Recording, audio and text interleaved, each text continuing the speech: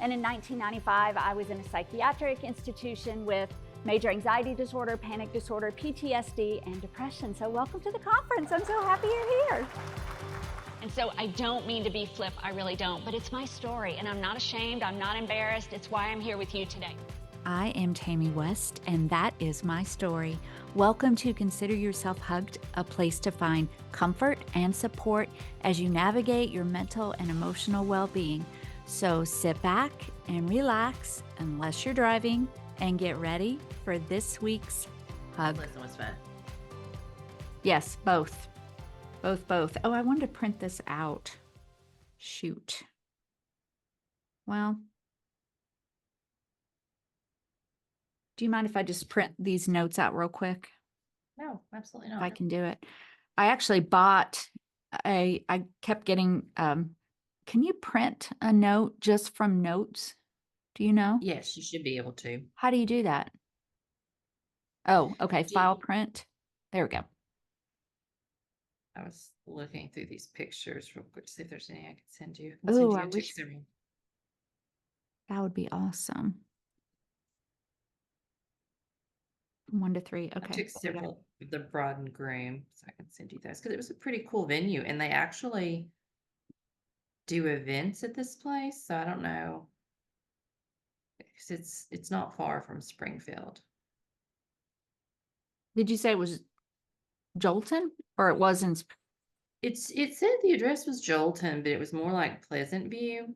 And so this person is the pastor of their church, but he has a big shop. And in part of the shop are all these classic arcade games. And he rents out the venue and does free play for the games. And so it's pinball games, like Oh, there had to be like 30 pinball games and Pac-Man and Donkey Kong and all of those games that you just go in and play, racing games did you and play? stuff like that. I only got to play one game of pinball because, I was too busy working. Right. That's true. Yeah. I mean, as a bridesmaid should Yes, be busy yes, working. yes, absolutely. It was fun. Did you say you sent me a picture or you were going to send I me? don't have any pictures of, I'll send you some pictures. There's a picture of us at rehearsal, but I don't have any pictures of me really. I do have a video of me practicing the dance at some point. I'll show you. But anyway. I want to see it. Okay. All right. So Michelle and I just spent, what, 30 minutes catching up? Yes. We did on our, we won't go into the detail we just went into, but we both had really busy Saturday nights. Yes. Busy Saturdays for What sure. did you do? Just as So in a nutshell. I was in a wedding. So Friday night was the rehearsal dinner and setup. And then from about, including like hair appointment.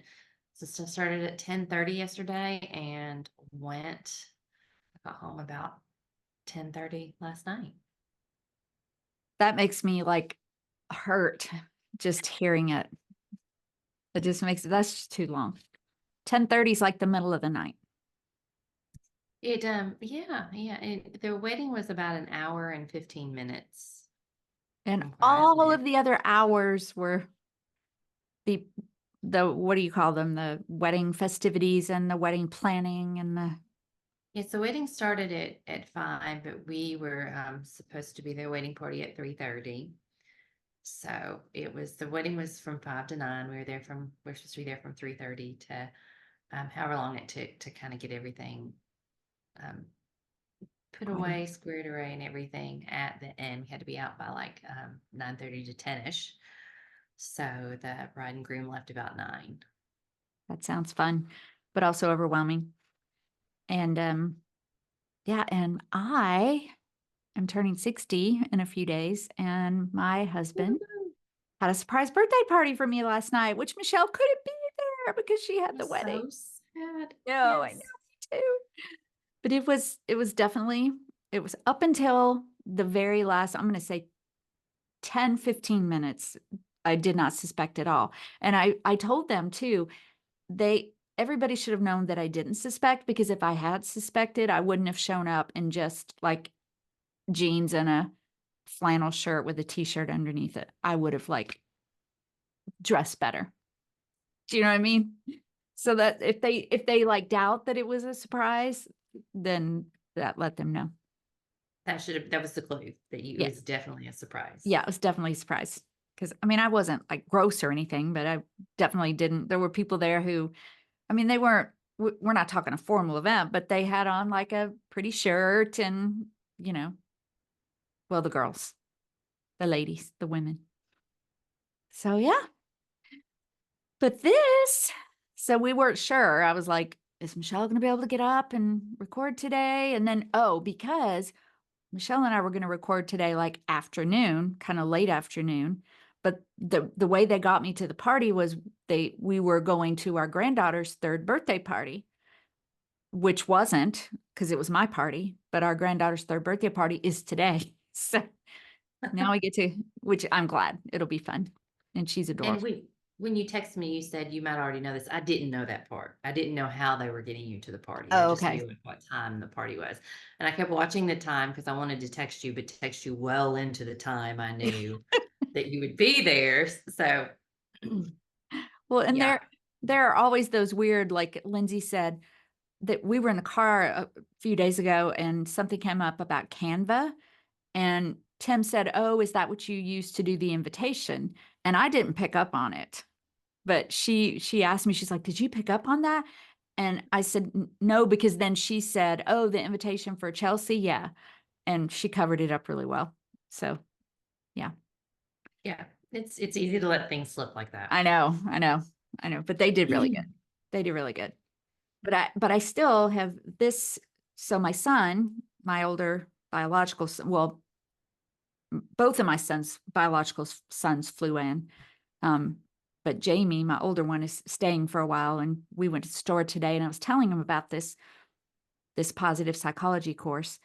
And the thing I said to him is it's really basic. Like, he has spent years like on self-improvement and growth. He gets deep into philosophy and psychology, and I mean, he goes on retreats and he's done all this stuff, and I haven't done that path. So when I was telling him about this, I said it's pretty basic to a degree, but it is really like doing this with you and then doing this with you all out there who are watching or listening is really like focusing on it as a program has helped me a lot, and just structuring out, trying to look at, it's made me realize that there are a lot of areas in my life that I just need to grow in and be more positive in.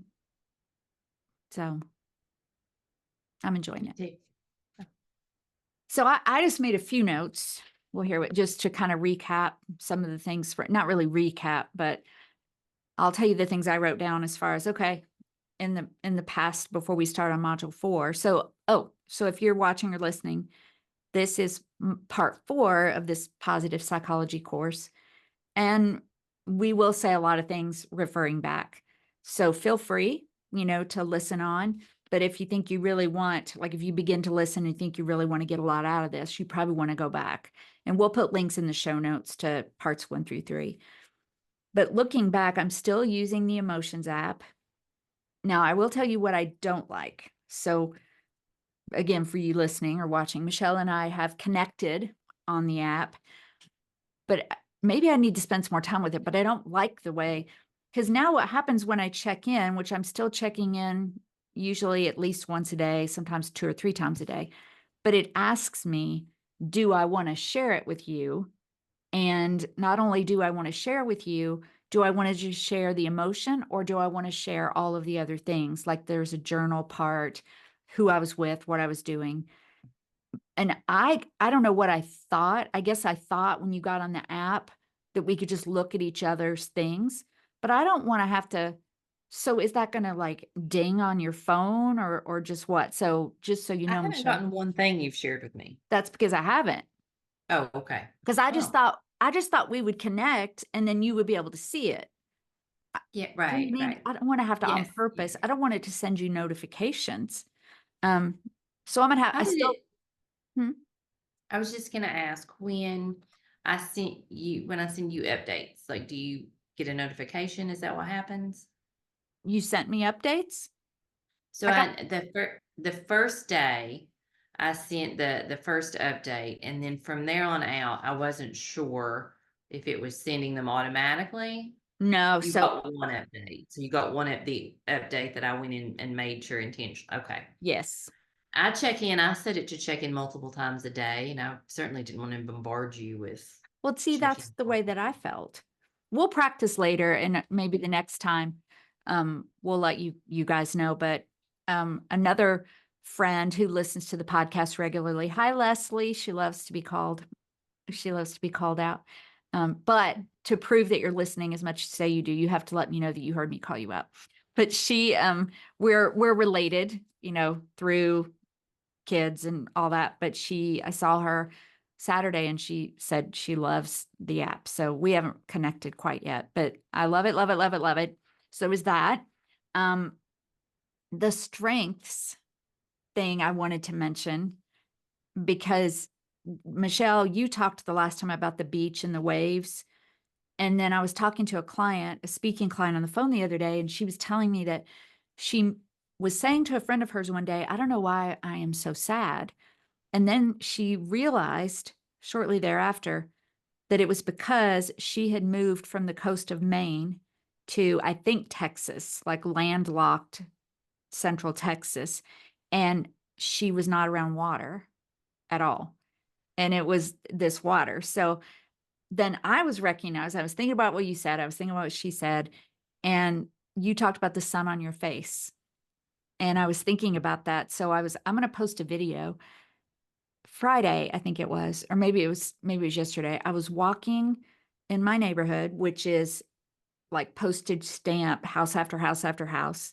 So we're not out in the woods, but we have a pool area that has those mushroom fountain things, Mhm. that kids play in. And I was walking Charlie and the sun wasn't totally up yet. I feel like I've already talked about this. Maybe I did it on a webinar. Anyway, I had Charlie, we're walking, and there were two houses, or two rows of houses on my right, and the water thing on the left. And the sun was able to shine through those houses, even though it wasn't all the way up. And I just stopped and told Charlie to sit, and I turned my face, and we just stood there for like 2 minutes. And I had the water and I had the sun, and I just envisioned that I was like out in the woods with the waterfall. It made me so happy. And it made me think too how we're wired for that. Because if I hear a construction hammer and I see, you know, a backhoe, I'm not like, ah, I mean, we're wired for that water sound and that sun. Right. And so I'm trying to, and the other thing, because of that, this thing is about like making intentional choices. And I was like, I can walk that direction every time if I want to. Like I can make 3-minute choices during my day to let that feed me. And so that's been really helpful for me. How about you? So I think I'll start out with the mood app because I just started like after module 3, I just started using it, and I have gotten a lot from it, and I'm decided to do it multiple times a day because I feel like my mood is different, and Mm. like I'm trying to track, and very similar to what you said, I definitely noticed a shift from when I first get up to after I um, have some form of exercise. That definitely changes my mood. My mood is definitely more positive. Some days I wake up more energetic than others, and that definitely affects my mood. And I definitely have noticed because it'll ask you like, were you energetic and pleasant, energetic and Oh, feeling unpleasant. I've definitely noticed the correlation between being energetic and having a more positive feeling. oh, I I didn't don't think think about that. I'm not a person I think who is feeling really tired but also, I don't think that those two things, like being really tired, I think that it does affect my mood some. I have time where I'm tired and very calm or peaceful, but like to say I'm like super happy, I don't know. Like I haven't really necessarily encountered that. So you're saying that for you, low energy, you don't really correlate that with the positive emotions. It's usually higher energy is more positive, lower energy is less positive. Lower energy or kind of mid-level. Mm. Like if I'm feeling really tired, then I do think it affects my happiness. I'll say it that way. I looked up, speaking of the word, using the word happiness, I looked up like some alternative definitions. And the only thing I found, so over and over and over again, like if you Google definitions of happiness and you don't put positive psychology in there, but a lot of what you're going to get is definitions of happiness in positive psychology. And it's that same definition that we cited before. I'll have to pull it up, that Michelle and I didn't really like. Oh, here it is. A lasting state of completeness, satisfaction, and calmness with a pleasant and balanced state of mind and body that is absent of suffering, stress, or worry. It represents a lasting, permanent state of balance.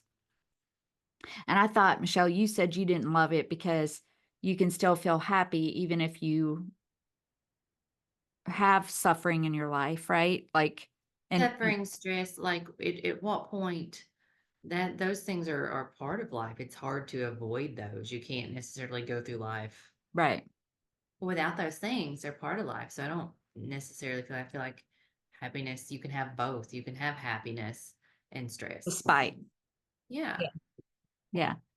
that was my view. Yeah. And And I like, go ahead. and I was going to say, just to kind of follow up, like in terms of like environment, kind of like what you're talking about with your walk and Mhm. like direction and water and so forth. I know I sent you some texts this week about some different things. So I ordered some different things. Oh, yes, Um, you did. So your just happiness just plan.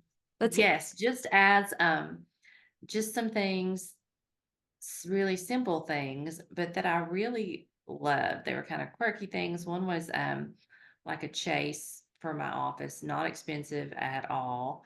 Can we put a But picture of that in the? sure, yes, it's velvety pink. It's not something that like I would probably put in my living room, but it makes me feel good when I It's see it. it's so So pretty. yeah, Yes. that is the happy. Yes, so the happiness plan is obviously I don't live at the beach. I'd love to, but I don't live at the beach. And so like making spaces that bring me positive energy. And I'm with you, and I think in terms of happiness that I can be in those spaces and have a sense of happiness and calm while in the midst of like Yeah. the day-to-day stuff, because that just happens. We all have to have that. And it happens all the time. And yes. Okay. And you, when you just said, um, I'm making myself another note. So we have this enormous picture of a wave at Laguna Beach that Tim took when we lived out there. It's probably 30 by 40. It might even be a little bit bigger. It's really big. So you and I talked last time. And now everybody, if you're watching on YouTube, you see it. If you're not, at least go take a glance. Or maybe I'll do a screenshot. Let's do a screenshot right now of our backdrops. Okay, smile. Got it. Okay. So then if you're looking in the show notes, you can see it. So behind us, we have, like, Michelle has her pretty purplish lavender wall. She has her faith and her books, and I have all my stuff. But we were talking about how in front of us, like, I have sound, like foam things. I have a second monitor. I have cords. And so I was like, I have to make this look better. And so he reminded me a couple days ago that we have that picture, and he's going to hang it for me. So by the time we're together next time, he's going to hang it for me. That'll be beautiful. So we need to, and your lounge is going to go in front of you, right? It's to the side, but I'll see it a lot Okay. because I am doing more things. That's like this desk is kind of L-shaped, and so I can turn it around to be towards the window Mhm. for different things. And so I'll see it then. I'll be able to even probably sit on it sometimes when I'm working from home. And I got some pictures. I want to get a big one for in front of me as well, kind of like what you're doing, but I don't have that yet. But I got a rose picture and then a sign that I had in my other office that I'll be hanging up. So Wait to see it. Can't wait to see it. Okay, what else do we have? I'm looking at, the only other things I wrote is I'm working on that wheel of life. So the office environment, which we just talked about, and finances, still working on that. Oh, I said Tim was going to put the thing. We are planning a trip to Italy next year, although we may have to change that. We discovered it's the year of Jubilee, which is only once every 25 years. And apparently like 35 million people will be coming to Rome. So oh, I know the year we decided to go. But for my birthday party, Tim even told people, just contribute toward our like spending money for Italy. So, that's kind of what people did. So I'm working on that. I retook. So I don't know if you retook the quizzes because you and I didn't talk before, but I took the one that, let me see. I can't remember which one, but I'll put it in show notes. I retook one of the well-being quizzes. And the first time I had a 6.375 out of 8, and this time I had a 6.625. So it went up a little bit. it, And the other thing I wrote down, and then I'm going to give it to you again, is I promised I would look up the EAP stats, the Employee Assistance Program. So if you listened before, we talked about, a lot of companies offer an EAP program, which is basically things like counseling sessions and webinars and just mental health, emotional well-being, just things to help you. And like a company that is considered to have high usage from their employees is 9%. Most people don't even realize they have it. And so anyway, like I know when I started working with the EAP company I'm working for, we have an EAP program and it was in all of my paperwork, but it wasn't like pointed out or made like a big deal of, you know what I mean? So that's probably the way it is for most companies, that it's part of your plan if it's there, but you just may not really understand what it is. do you think that there's still, because I know 10 years ago, there's there was definitely more of a stigma when it comes to utilizing an EAP. There was more of a like, will my employer know? Will they think I'm struggling? Because we had an EAP when we were teaching, but I didn't know I about used it for it. a really long time. Yeah, and I ended up using it as well, but I didn't know about what it was or what it was for or like what it involved. And I started asking people about it, but I do think there was some like not wanting to be transparent about the struggle with your employer. So do you remember how, because you said you didn't know about it, do you remember how you then did know about it? Or The therapist I was seeing asked me about it, asked me to check into it, wow. and that's how. Okay, I'm going to put a little bit more information in the show notes about that too. I don't know exactly what, because EAP programs Yeah. vary. Um, and we also want to remind people, because we never want to assume people have access to care or that your employer does have an employee assistance program. But if you have insurance at all, like I think I've mentioned before, when I had the marketplace, it was the cheapest insurance they had, the cheapest, because that's all we could afford. In the state of Tennessee, it's very expensive to get insurance through the marketplace. And I had to dig because there was no mental health coverage. But I had access to a thing called Teledoc, which was virtual counseling, and it was free. So, if you have coverage at all, there may be something buried in there that you don't know about. So, and then we'll put links to, I know we're kind of going off topic here. Imagine that, but we'll make sure you have a link Michelle has talked about before here in the state of Tennessee. There's a program called Safety Net, and then we'll just put all the other mental health resources can help you navigate. We'll put the ones that can help you navigate if you're uninsured and depending on where you live to try to find help for you if you need that. Are you muted? No, can you not hear me? Oh, I heard you now, but Oh, sorry. Maybe I didn't talk loud enough. Oh, okay. So as far as recapping, and I know we spent half our time recapping, but oh, I did write down one more thing. Let me turn it over to you though. What else do you have? I think those were the main two things, being intentional, kind of thinking more about hobbies, because that was definitely an area, hobbies and leisure time. But I also kind of realized and gave myself grace in that really entertainment, like whether it's watching a show, watching a movie, that's leisure time for me. It's a time when I'm not thinking about Me too. work or goals or things like that. My brain kind of shuts down in that regard. Um, so that really is like, does count for me as leisure time. That's a good point because it counts for me too. You know, I look forward to just getting the blanket and snuggling up and getting my boom chicka pop and watching something or yeah. Yes. Okay. Well, um, what was I? Yes. Okay. So we are now in module 4. And I'm so glad, you know, I feel like after all this is over, I'm going to want to revamp a little bit. I love all of it, but I still feel like there's this weird, maybe at the end, I'll figure how it all fits together. But just as a reminder, we're really working on this PERMA model. If you all remember, so positive psychology is based on these 5 pillars, and it's positive emotion, engagement, relationships that are positive, meaning, and achievements and accomplishments. And for some reason, so we've done things before, and the last module 3, which I honestly didn't know we were really doing this exactly, but module 3 was about assessing like your happiness and well-being and where you are in your life overall.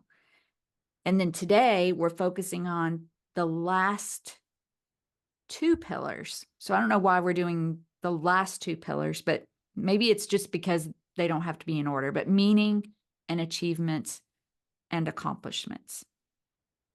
Yes. So with the goal being to set objectives and look at meaning in your life. So I looked up, so the module starts early on with a quote from Viktor Frankl, which I know who he is, and I've read the book. What is the book? Man's Search for Meaning. For me, I've also read the book. Yeah. But I was like, I didn't remember a lot about him, so I did put some things here. But the quote says, "We know about depth psychology. The name speaks for itself. Now we are waiting for a superior form of psychology. Not only will this take account of the search for pleasure, but also the desire for meaning." And a couple things I didn't know, you might have known this, or I don't know if I knew it or just forgot it, but 1942, 9 months after he got married, Frankel and his family were sent to the Theresienstadt, I don't know how to pronounce it, concentration camp. His father died there of starvation and pneumonia. In 1944, Frankel and his surviving relatives were transported to Auschwitz, where his mother and brother were murdered in the gas chambers. His wife, Tilly, died of typhus in another camp. And then Frankel spent 3 years in 4 concentration camps.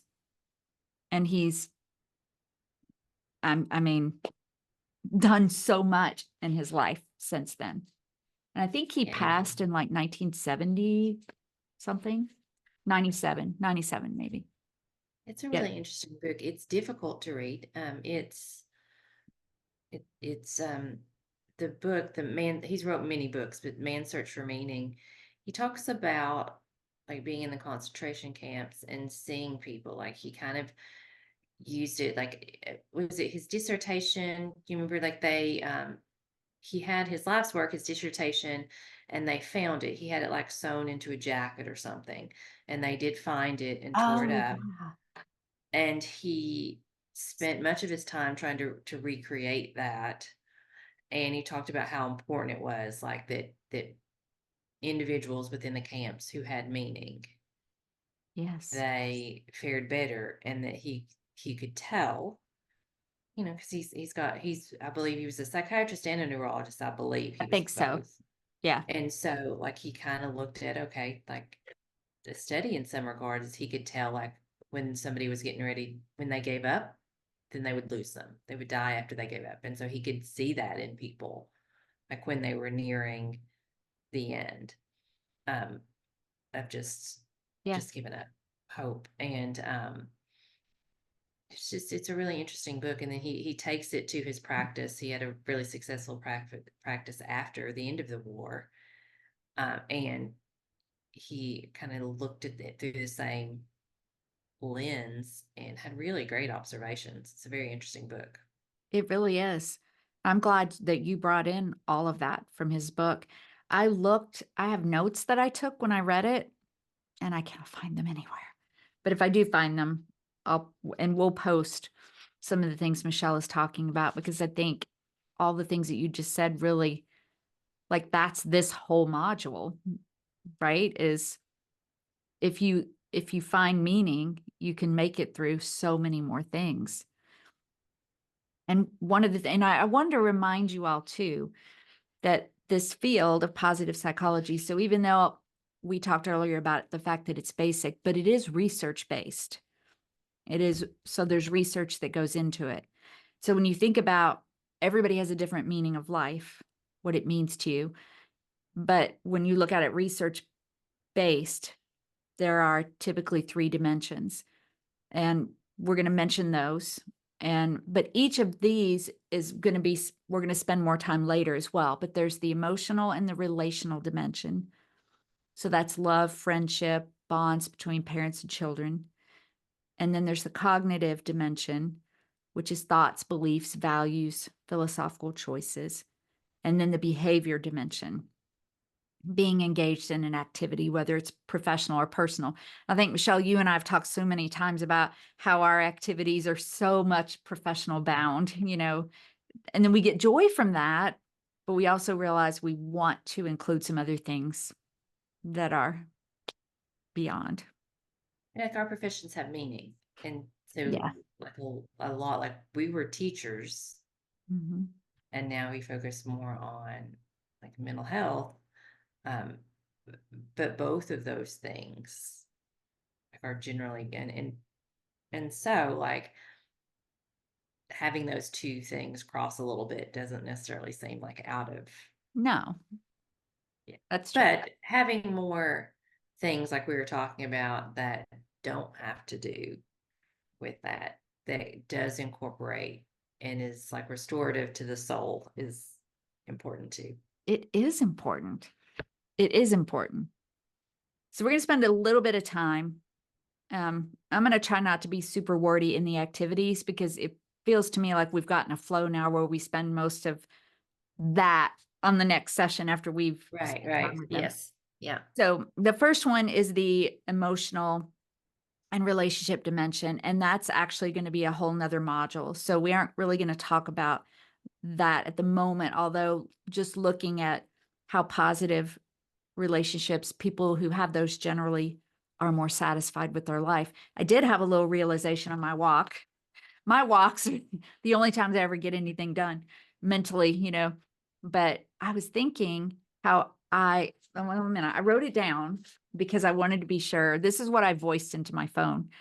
I said, I tend to not think how important human relationships are in evaluating my happiness or elevating my happiness, because I'm realizing I tend to focus on the anxious part when relationships aren't good. And I think that lends me to believe that I would rather not pursue relationships sometimes, because the pain of the negative part of the relationships affects me so deeply. So I call myself an introvert, or I say I'd rather be alone, or I say I don't, sometimes I get a little worried about making a relationship deeper. But I think reading this about reminding that positive relationships elevate your happiness, that I forget to go that direction because I find myself avoiding the negative part. That's a really interesting insight. I mean, it's really good that because I hadn't necessarily thought about it that way. Because if you think about like certain things, and I'm going to mention in just a few minutes, talk a little bit more about like clinical depression. Because one of the things I saw like in reading this that we talked about before is that things are a little different when you incorporate that in, and we'll talk about how that's a little different. But like for someone that struggles with like social anxiety and always has, like Mhm. the difficulty of like meeting new people, the stress that comes with that can definitely overpower the really, really positive things that come from like friendships, relationships. And so it can definitely be an obstacle for people like, individuals who choose not to go out of their house because it's too uncomfortable. Yeah. And so it is kind of like where that takes over a little bit, the Oh, limelight. that is so good that you brought that in because that's that's an important point, like a hugely important point.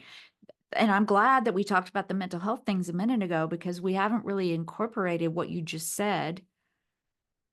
I don't think anyway so far in this that all of this is great, and we need to remember that there are people who are clinically, you know, or in any way struggling with mental health where some of these things may be very hard.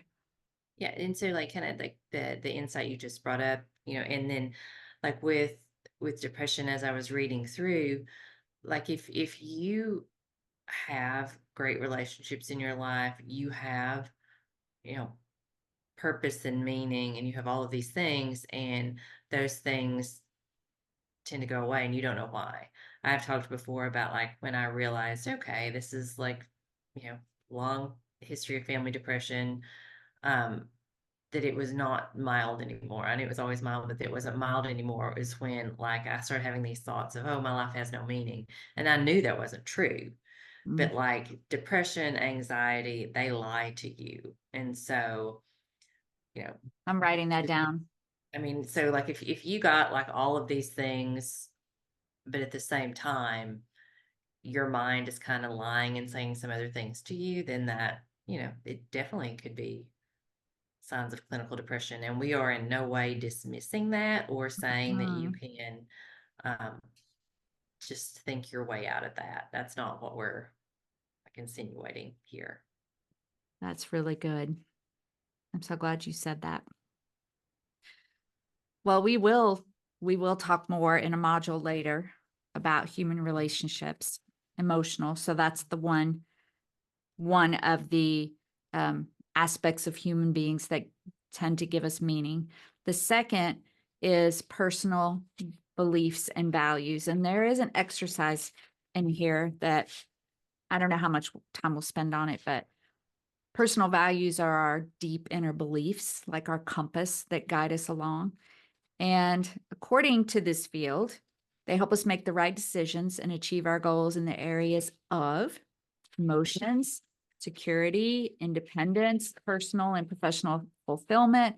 But oftentimes, years ago, I wrote a values assessment, which I'm going to incorporate a little bit into this one. I hope you don't mind. But a lot of people don't ever take a values assessment, or they just go ahead and live the values they've been taught by parents or and that's important. I mean, we do learn and adopt things from how we've been raised, but it's also important, and research shows that we don't get as much fulfillment simply by living values we learned unless we understand whether they're our own. Do you have anything to add to that, do you think?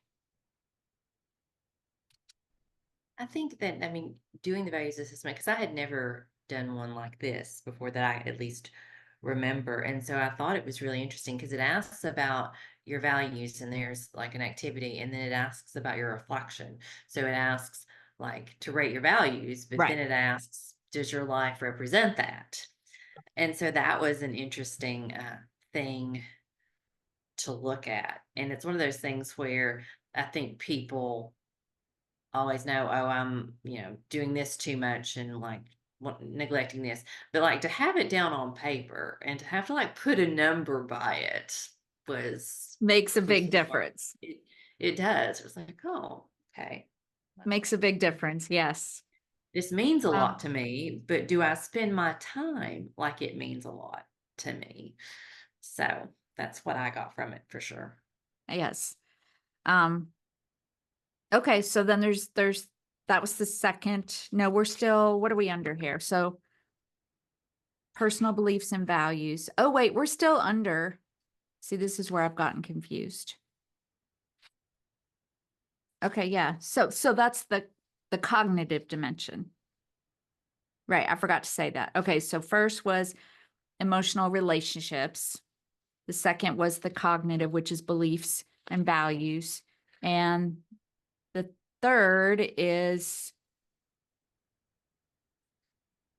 actions, right? Taking actions to give meaning to life and what we do and goal setting and things like that. So this module has gone a little bit different because it goes through the three things and then it does all the activities, right? So, Yes. okay. So the first exercise is asking, and I'm going to flat out read this study. This study really spoke to me, Michelle. I don't know if it spoke to you, but this first activity is about perceiving, like how you perceive meaning in your life. And so here's what the study, it says activities that may initially seem pointless can still bring meaning to our lives. Interesting results were published from a study carried out on employees. These workers performed repetitive daily tasks. However, 82% preferred to continue working instead of getting paid to stay home. Furthermore, 75% found ways to spice up their work and make it more interesting. I found that fascinating. And I'm sure some people are thinking, you can pay me to stay home from work. Well, it'd be interesting to know where they did the study. I know. We'll have to look that up. I need to look that up. I should have done that already. So we'll look up the study and see what those mundane tasks were. But the exercise, okay, the goal is to assess how meaningful you feel your life is. So this will be the first one that's in the exercise sheet. And just like we've done before, I am going to read them and talk about the scoring. So this is one of those Michelle didn't like. It goes from 1 to 9, but only every other box has a I description. got over it. I got over it. Did you somehow. get over it? Okay. Yes. So number like 1 is totally agree, sorry, disagree, and 9 is totally agree. And then the statements, so you just rate yourself somewhere in between. And this will be in the activity sheet. So my whole life has meaning. That's number 1. Number 2, I dedicate most of my time to activities or tasks that feel meaningful and useful. Number 3, in the past, my life has been full of meaning. Number 4, my whole existence is full of meaning. Number 5, right now, my life is interesting and full of meaning. Number 6, I want to live an interesting life full of meaning in the years to come. Number 7, I am happy with the meaning that my life had in the past. And number 8, I am happy with the meaning that my life will have in the future. So, how did you feel about this one? It was it was really interesting. I think that is one areas we've talked about this a little bit before. I do think just related to the professions we've chose, the interests we've chose, that like we strive for that. Both you and we strive for that. I think it's one of the things that connects us. We've stayed friends for a really long time. We've done a lot of different Yeah. things, and so I think that that is an area that definitely contributes to my happiness. And when we do like different ratings and stuff related to happiness, it's generally what's going to help score wise. So Yeah. Yeah, you're right. It's so funny because I thought the very same thing about the two of us anyway, and meaning in life. So do you want to talk about your score or? Um, yes, so my score was, um, I'm looking at to see if I did it correctly. 65. What was your score? I put all nines Okay. for this one. I thought about, I don't remember if we ever revisited, um, what do we call it? Test taker bias. What's the word we're looking for? Where your I know. answers, I do think like it's biased because like I'm still not like I put some nines, but there's a lot of things I don't put nines on. So right? like I think that's kind of the thing. And then there I had 1 7, I had 4 8s and 3 9s. 4 8s and 3 9s. I think for this one, I tried to be, I don't know, for some reason, I thought about putting eights, but I said to myself, am I just doing that because I just don't feel, but that's the one thing I don't think I struggle with very much is just knowing things have meaning. And I think you too, because your score was really high. But listen, if Right. you're listening or watching, that doesn't, there's no right or wrong score. It's just, this is one of those elements that tends to elevate your happiness. And if you're not feeling meaning, are there things that you can do to elevate that and have more meaning in your life? Okay, I feel like I cut out some time here. If you all are like, why are you laughing? It's because we paused for a minute and now we're back. So, all right, so that was exercise 1. I think there are 4 or 5 exercises, and Michelle and I are going to go through these pretty quickly because the design of these is for you to really spend time on them. And so we're just going to go through them, make a couple of comments, and we'll talk more about them when we come back together next time. So we just finished the how meaningful do you feel your life is. Let's go to the second exercise. And remember, these are all in the activity sheet. And this is questioning this is really the values assessment, right? Like what is valuable to you. So what we're going to have in there for you is an assessment that does a couple of things. It's going to have a list, for example, family, partnership, marriage, children, friends, social life, work, education, hobbies, leisure time, religion or spirituality, community and citizenship, healthy lifestyle. And it will have some blank spaces for you to add if you want to add some. And then your job is going to be from 1 to 10 to rate each one of those. I mean, you can start, I guess I would suggest you start with those because those are research-based areas that most people find give them meaning, but we'll still leave a couple of spaces in case you want to add anything. Like maybe you want to put pets, I don't know. And then you'll score each one of them from 1 being, nah, that's not important to me at all, up to 10, oh, that's very important to me. So and you'll have a chart in there. That's the first thing to do. And then you found the second part pretty interesting, didn't you? Do you want to explain that? Like after you rank them? Yeah, so it also then has you rate like if your life reflects Dun, dun, that dun. those are your values. And so kind of like that. What's the saying? Do you put your money where your mouth is or whatever Yes. that saying is? Or you're walking your talk, or Yeah, we're not very yes. good at those cliche things. No, no, not at all. Okay. So who knows if that's even Yeah, like the right thing. I think it's But right. I found that very interesting because to have to put numbers beside like, oh, it's very easy to say, oh, these things are important to me. But then when someone says, do you spend your time? Do you spend your effort? Like those are the things that are the most important to you.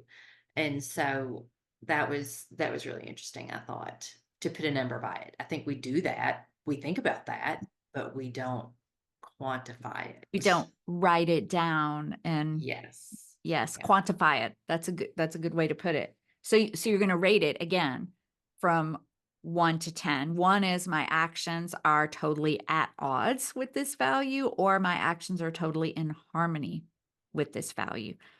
So we're not going to give you any, this is you to do. We're not going to give you any any ideas of what we'll talk about it next time. But here's what I'm adding, Michelle. I didn't tell you this. When I wrote my values assessment years ago for an audio series I did, I'm going to add one more line. So not only are you going to quantify it, you're going to qualify it.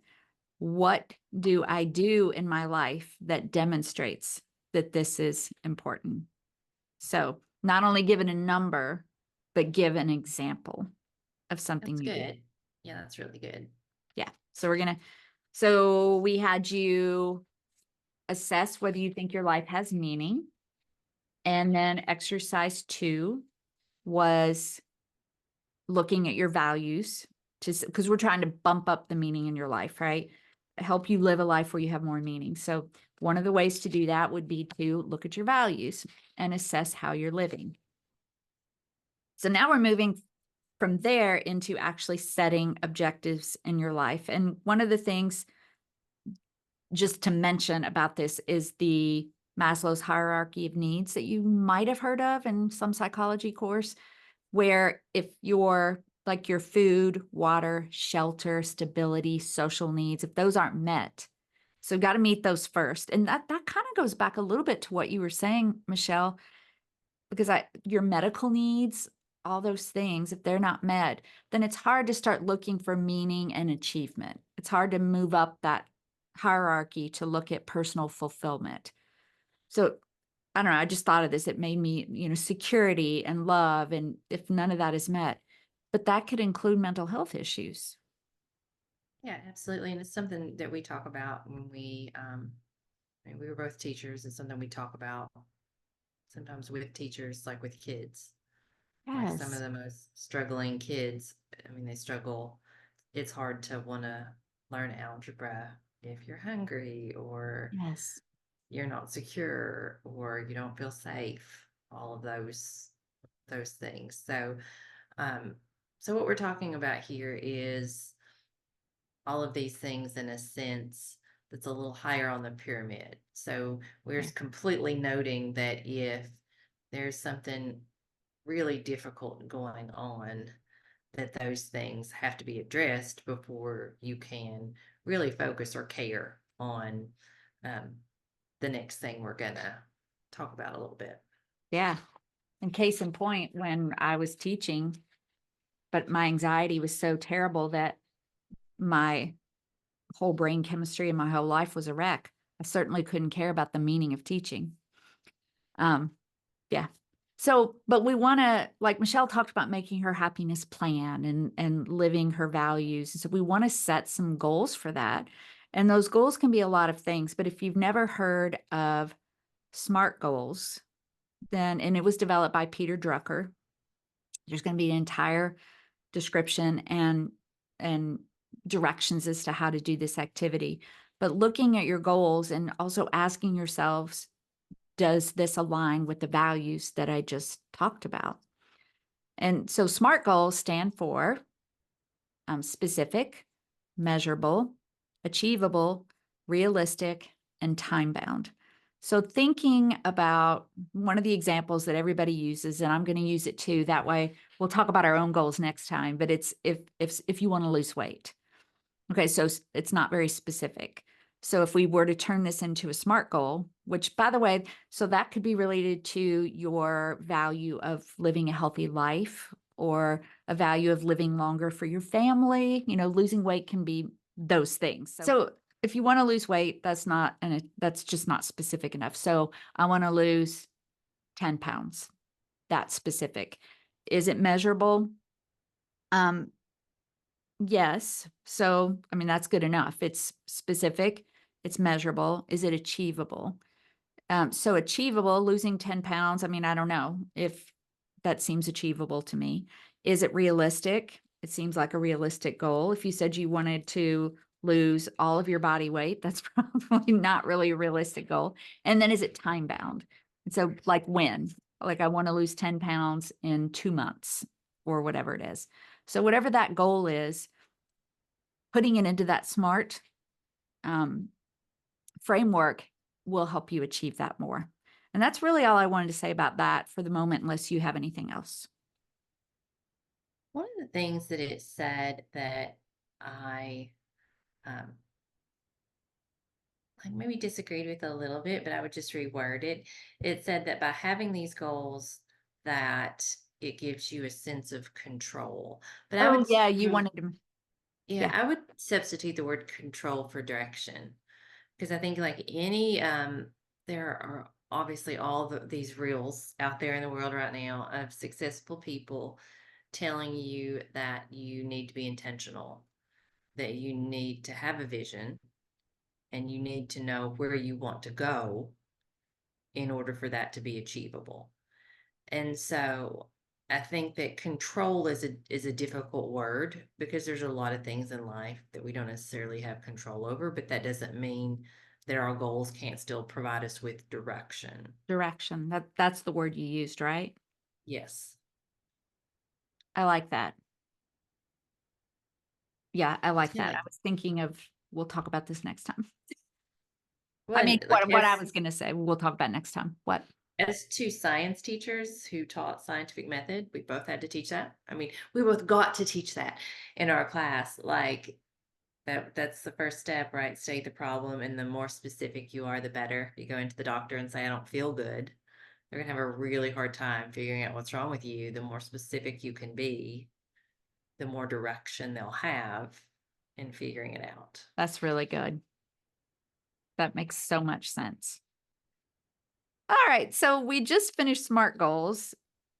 I think if I were doing this module, which we talked about, we would change it around. I might do SMART goals after I did my wish list, but as we're doing this together and learning, our final activity is to come up with a wish list. Did you have time to do this No, yet? I think it's homework. It'll be homework. Oh, it's homework.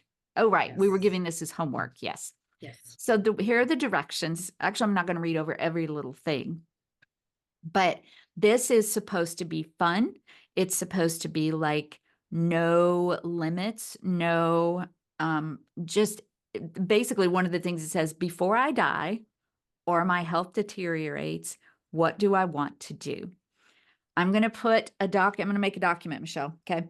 And it's going to have columns for you to write some things down. You don't have to do it that way. You can write it on paper. You can do it on the document. You can do whatever you want to do. But basically, it's making a wish list. So in one column or on paper, you're going to make a wish list of things you would like to do or achieve in your life. The before I die, your bucket list, whatever you want to call it. No limitations. Think of areas like travel, work, family, friends, personal development, exercise, hobbies, celebrations. And the directions are maybe between 20 and 50 ideas. Take your time, do it just however, you might even do it in more than one session. And then you're going to prioritize. Like if you put 20 things, you're going to number them from 1 to 20. And then in the next column, again, I'm not going to go through very specifics. It's going to be the feasibility, and you're going to rank it again from 1 to 20, if that's how many you did, like thinking about your time and your circumstances. And then you're going to add your numbers, and then you're going to pick the top 5. And then you're going to set SMART goals and do your research. Is that a good enough overview? Yes. Yes. Are you going to give them the example? Because I was looking, it's very interesting. This person's number Oh, yeah. 3 is traveling into space. I mean, it's like, whose list is this? Yeah, you give it. You give the example. I didn't think about it. Yeah, give the examples. No, Or so some of like, them. The ones yes, some of them, and so the person, like the example that's giving here, there, go skydiving, see the northern lights, fly a microlight. I don't know what that I is. think it's kind of Go, like a hang glider kind of thing, but okay. more like a little airplane. Anyway, Go to Australia, travel to Japan, meditate every morning, write a book, travel into space, and that's number 3 on their wow. list, traveling Yep. into space. Yeah, so I don't know who wrote this list. Go diving, run a marathon, and running a marathon is 11. Start a family, fall in love is number 1 on this person's list. But start Become a a family is teacher. number 15. I saw that. Become a teacher, live abroad is number 2. So they want to fall in love, live abroad, and then go into space. Go dog sledding. Number 6, hike in Kilimanjaro. Go Wait, wasn't same. that They the just lie? repeated it. Yeah, Yeah. that was it. Okay. So what are the, let's look at the top 5. Fall in love. Wait a minute though. That's Did you look just at the, fall. because I was looking at the 1, 2, 3. I was looking at the ones.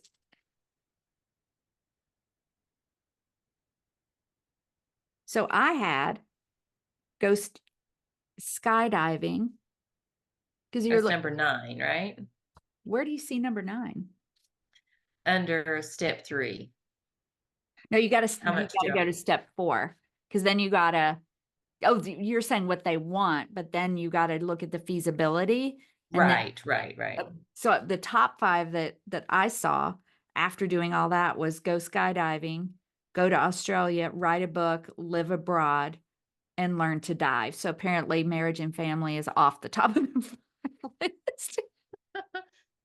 They don't consider that feasible. Okay, Well, so it's, yes, so that's the list of how feasible is this achievement. yeah. And so, okay, you're making me, now I'm kind of laughing because I didn't spend a lot of time with the example. I haven't yet anyway. So number Well, 1 was fall in love as to how much you want it, but feasibility was 13 out of 16. I wonder why it's not feasible to fall in love. They must have been hurt a lot of times. we're analyzing this too much.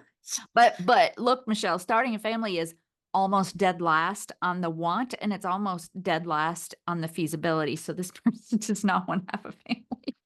Okay. Well, it's good to have Oh, things that match. okay. I'm sorry. I have to laugh at one more thing. The dead last on the list was become a teacher. That's even behind having a family. I'm sorry, I don't know why I'm Been a laughing. teacher. It's dead last. Oh, okay. Well, anyway, so if we recap, we looked a little about how we've used the module over the past week since we were together before. And then we like refreshed you on the PERMA model. And then what we focused on today out of that PERMA model was the last 2, meaning and achievements and accomplishments. And then we talked about 3 parts of life that tend to give people meaning. And we focused on the last 2, really, beliefs and values, and then taking action.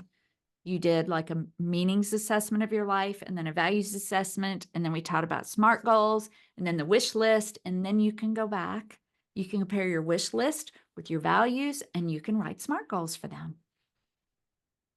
Pretty good? That's awesome. And I'm excited about making my wish list. Now, I did think about it a little bit. I did write down, just for the heck of for fun. I want to go bird watching in Costa Rica. Anyway. Very cool. Okay. Well, was that it? We done? Yeah, I think so. Thanks everybody for letting us do longer. Maybe people like longer podcasts because they feel like they're going to get more out of it, like more depth. Yeah. Might be. Okay, well, go to the show notes because you got to get the activity sheet and sort of the overview and rundown of this session to make sure that you're kind of following, and comment and ask questions and tell us the things that you're doing and all the things. Follow us on Facebook, subscribe, rate, download. Yeah.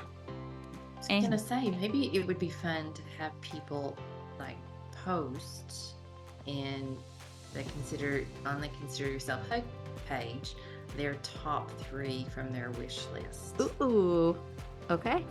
Everybody got that? Top 3. That includes us. Yes. We'll start. We'll start the process. Okay. I think we also recapped all the things that we said we would for this time, and I made notes for what we need to do next time.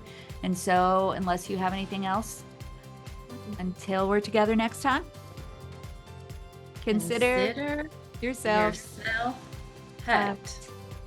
Bye.